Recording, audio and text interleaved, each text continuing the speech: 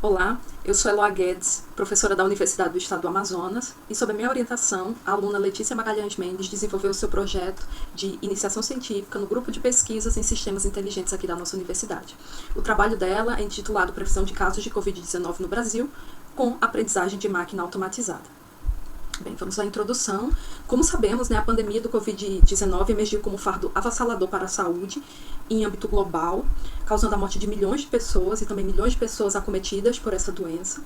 E o combate à pandemia é um desafio contínuo e de proporções mundiais. Tão grande esse desafio que esforços de outras áreas têm sido evocados para mitigar os seus efeitos. E a ciência de dados, como um todo, não tem ficado de fora desses esforços. A gente tem visto uma crescente na elaboração de soluções que colaboram para a vigilância epidemiológica, para análise automática de imagens médicas, como, por exemplo, imagens de raio-x ou de ressonância, dentre muitas outras soluções e até mesmo competições.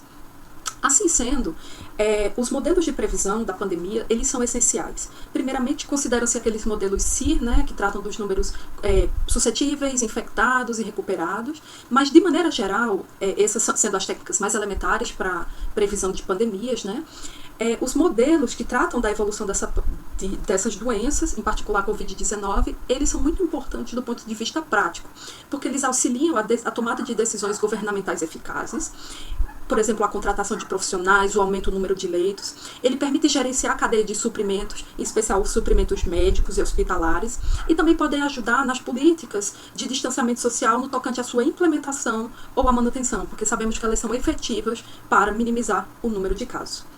Sabendo que Machine Learning é uma área que tem crescido bastante, o uso de modelos de Machine Learning para tarefas de previsão em diversos domínios tem sido algo crescente em virtude de sua acurácia e do fato deles serem data-driven, Mas treinar bons modelos e efetuar o ajuste de seus parâmetros e hiperparâmetros são tarefas desafiadoras, especialmente quando existem poucos dados disponíveis sobre o problema, e no geral, em especial considerando o caso da Covid-19, é muito pouco provável que um único modelo seja passível de utilização em todos os cenários. Assim, nós precisamos então ter o desafio de buscar bons modelos para a previsão da tarefa do Covid-19.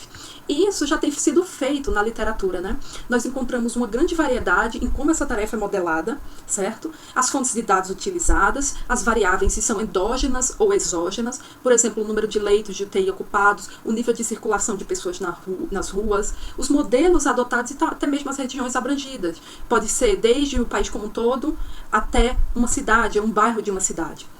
No geral, quando queremos conceber um modelo para prever uma determinada tarefa, a qualidade das previsões desse modelo são extremamente sensíveis a um grande conjunto de decisões de projeto, o que torna difícil e requer muitas habilidades de quem está trabalhando, então, nessa solução. Mas, para contornar, uma nova tendência tem surgido na área, que é o Automated Machine Learning, conhecido abreviamente por AutoML, que trata de um conjunto de métodos, técnicas e tecnologias que visam minimizar esse overhead, por meio de determinar de maneira automática o melhor modelo para um certo problema de aprendizado. Isso é feito numa abordagem que é orientada a dados e automatizada. Então, no escopo desse trabalho, nós queríamos investigar se uma abordagem baseada em AutoML poderia ser utilizada para a previsão de novos casos de Covid-19 aqui no Brasil com uma semana de antecedência, podendo esse prazo de uma semana tanto ter relação com o ciclo da doença e a sua transmissibilidade, como também com um período razoável para a tomada de decisões por essas pessoas responsáveis associadas à minimização dos impactos da pandemia. Então, para tanto, vou apresentar aqui a metodologia que foi seguida, Os dados experimentais para esse problema, eles foram coletados a partir do painel Coronavírus do Ministério da Saúde, considerando os dados de 25 de fevereiro de 2020 até 21 de abril de 2021, compondo uma série temporal com 422 observações diárias do número de novos casos de Covid. Nós modelamos essa tarefa como sendo uma tarefa de regressão. Então, dado um dia, certo? Um iésimo dia, a sua véspera e a sua antivéspera, nós queríamos, então, prever o número de casos 7 dias à frente, com base em 3 dias de observação da pandemia. Isso foi modelado como uma tarefa autorregressiva, ou seja, em que o passado da série ajuda a modelar o seu futuro, o futuro da série é explicado apenas em função do seu passado, diminuindo assim a necessidade de integrar diversas fontes de dados que poderiam causar problemas como dados faltantes ou até mesmo tornar a tarefa excessivamente complexa. Aí, como o Machine Learning é guiado por uma maneira acurada, né, de avaliação das soluções, nós utilizamos o coeficiente de determinação, conhecido como R ao quadrado, que ele explica a variância do fenômeno em função dos dados ali obtidos, tendo como seu valor máximo 1, mas podendo também assumir valores negativos arbitrariamente grandes, quando o modelo é muito ruim. Bem, nós queríamos também implementar uma técnica de avaliação desse modelo que fosse compatível com o seu cenário de utilização, né? Para isso, nós escolhemos uma técnica recente, própria para séries temporais, chamada Time Series Split. Como é que ela funciona? Nós dividimos toda a série temporal em folds e consideramos a série evoluindo e esse modelo tentando prever o futuro da série à medida que mais dados tornam-se disponíveis, né? Então, aqui a gente tem um exemplo de 5 folds. Então, numa primeira iteração, o fold 1 é usado como treino e o fold 2 é utilizado para teste, aqui em vermelho. Aí, a métrica, coeficiente de determinação, é aferido. No novo treino do modelo, os splits 1 e 2 são usados para treino e o 3 é usado para teste, e assim por diante até o último cenário. Nós usamos como métrica a média dessas avaliações e nós escolhemos exatamente 58 folds, porque correspondem a 58 semanas epidemiológicas do período que foi observado. Bem, no tocante aos modelos de aprendizagem automatizada, nós o fizemos com o uso da biblioteca Tipot, que implementa a busca automática pelo melhor regressor por meio de uma estratégia de programação genética baseada em uma população inicial, operações de cruzamento, mutação e a evolução. Então, essa população inicial de modelos, ela contempla 150 regressores com seus parâmetros e hiperparâmetros, em que nessa população nós temos modelos como árvores de decisão, florestas aleatórias, regressores lineares, máquinas de vetores de suporte, enfim, esse conjunto é bem vasto. E nós fizemos essa programação ao longo de 15 épocas. Em particular, a biblioteca Tipot ainda contempla outras funcionalidades relativas à seleção de atributos, ou seja, nem todos os atributos preditores que você pode disponibilizar no seu problema podem ser usados para previsão. Além disso, ele considera também técnicas de pré-processamento de atributos, que podem ajudar a diminuir a dimensionalidade, ou então até fazer a normalização de atributos para que os modelos, então, sejam melhor otimizados durante o treinamento. Desta feita, nós partimos então para a implementação e a análise dos resultados. Nós utilizamos todo o framework, né, disponível com a linguagem de programação Python, em especial o Scikit-learn, o Tipot e o Pandas. Nós usamos um servidor computacional com placas gráficas que foram utilizadas para prover uma aceleração em hardware do treinamento requerido por essa tarefa. Assim, obtivemos como um pipeline resultante, né, um regressor composto de vetor e suporte linear com esses parâmetros em função de perda do tipo L2.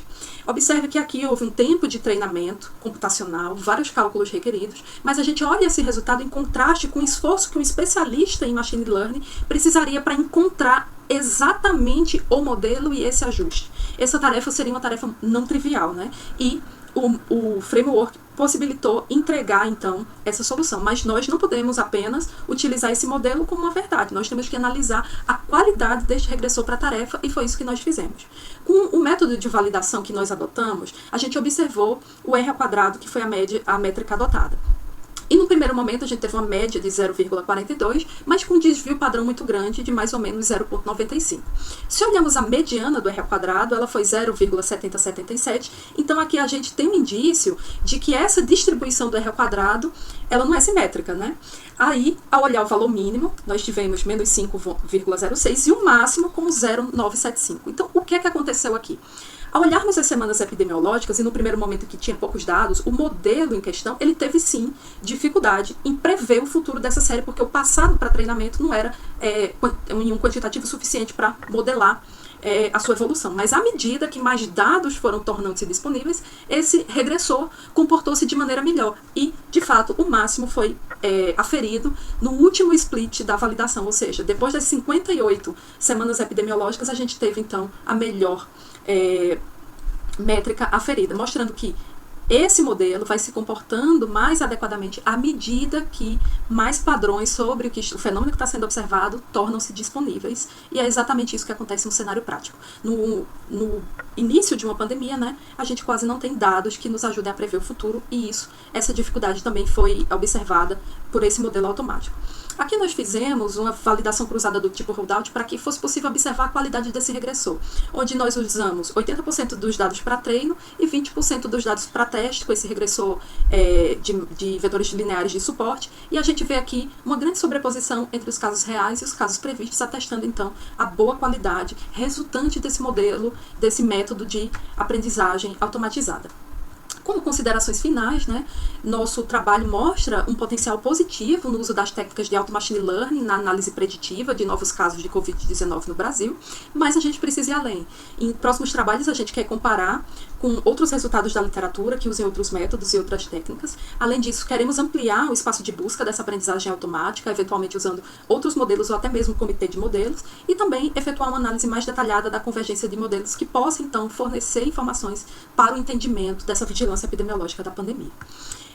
Por fim, nós agradecemos à FAPEAM e ao CNPq por meio dos editais PPP 04/2017, PAIC 2020 e 2021. Eu, Eloy, em particular, agradeço também à FAPESC da Paraíba por meio do edital 03/2020 por todos os recursos financeiros que apoiaram a realização desse projeto. Então, agradeço a atenção de vocês e nossos e-mails encontram aqui disponíveis para o caso de dúvidas, discussões e sugestões que são muito bem-vindas. Muito obrigada!